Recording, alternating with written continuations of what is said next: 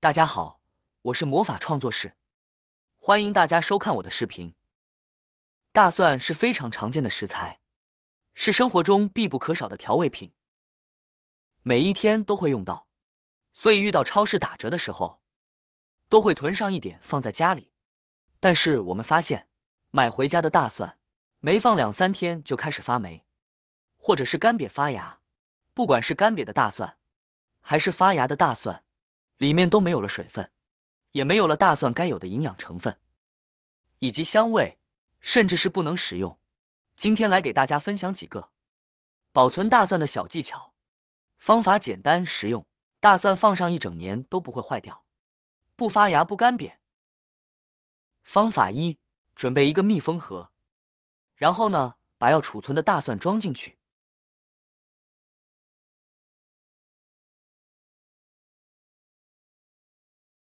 再将干燥剂放入装有大蒜的罐子里边。干燥剂是我们生活中最常见的物品之一，无论是买衣服、包包还是食品，里面多多少少呢，总会有几小包的干燥剂，就可以将其利用起来了。然后呢，将其密封起来，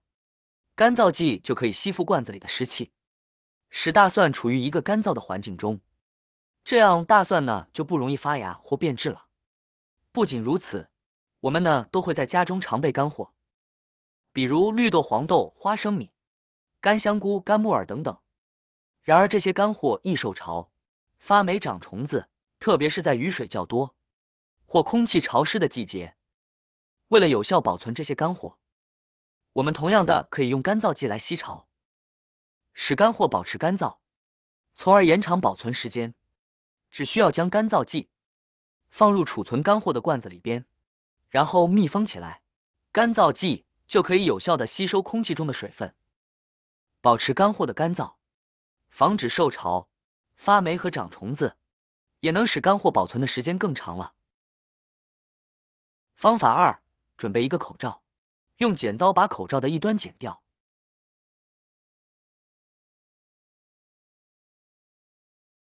固定胶条取出来。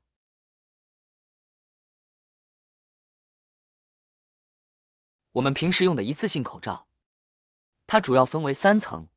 现在要把中间的这一层去掉。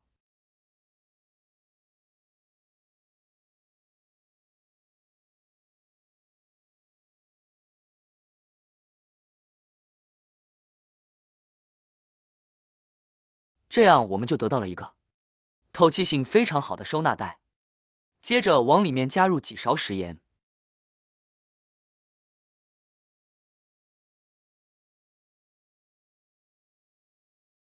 然后将口罩对叠起来，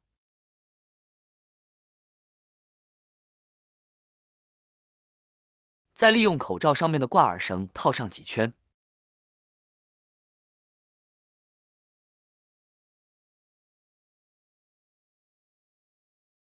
这样就得到了一个小小的食盐包。做好的食盐包先放一旁，准备一个家里面不要的打包餐盒，依次将大蒜摆放整齐。像这种的餐盒，我们可以多放上一点，每一次用多少拿多少，那么其他的大蒜也就不会受到影响。装好之后，把我们做好的食盐包放在里面，再把盖子直接盖上，然后放到比较阴凉通风的地方保存就可以。家里大蒜比较多，那么可以用打包盒多放上几盒，一盒一盒的摞起来摆放，保存1年都不会坏。盒子里面加了食盐包，可以让盒子里面保持一个比较干燥的状态。用打包盒储存大蒜，可以一个一个的叠放在一起，既不占位置，而且看起来也比较美观大方。每一次用多少取多少，其他盒子里面的大蒜也不会受到影响，既简单又方便。所以以后家里面吃完饭的打包盒，不要再扔掉了，用来保存大蒜也是非常不错的选择哦。方法3：我们准备一个盒子、纸箱，然后把要保存的大蒜全部放进来，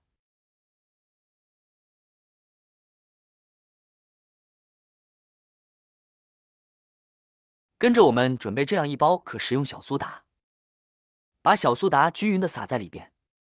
有条件的话，还可以先铺一层报纸或者是厨房纸，撒上小苏打，然后把纸箱盖起来，将其放在干燥的地方，不要有阳光暴晒。这样呢，我们的大蒜呢就可以保存很久了。这是什么原理呢？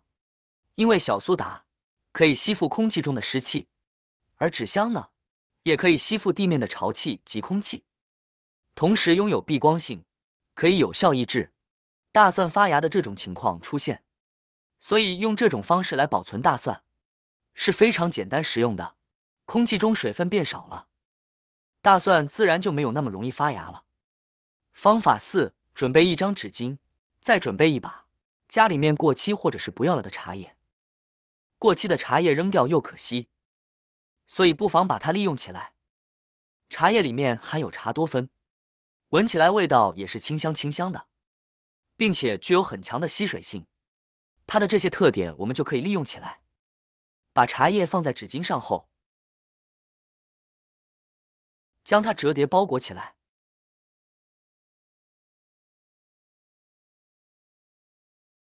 包裹成这样的小方块，防止茶叶从里面掉出来，然后用橡皮筋将它绑上，这样就做成了一个茶叶包。接下来再准备一个塑料袋，将茶叶包放进来，把需要保存的大蒜也依次放进来，然后将袋子里面的空气尽量排空，袋口打上一个结封好。装好之后，直接放到阴凉通风的地方。茶叶里面含有茶多酚，茶多酚可以抑制大蒜发芽，并且茶叶具有很好的吸水性，可以吸收掉袋子里面多余的水分，这样就可以保存大蒜很长时间，都不会坏，不发芽不干瘪。方法5：同样的，我们把大蒜装入一个食品袋中，全部放进来过后，我们准备2支香烟。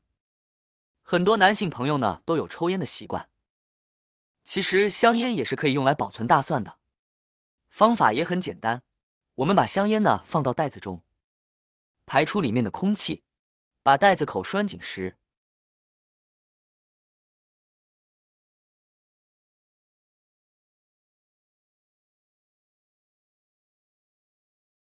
然后我们把它放进冰箱的冷藏室里。这里要保证冷藏室的温度在5度以下，因为5度以上的时候呢，大蒜就会生长并且发芽。温度是影响大蒜长芽的一个重要因素。冰箱内的温度比较低，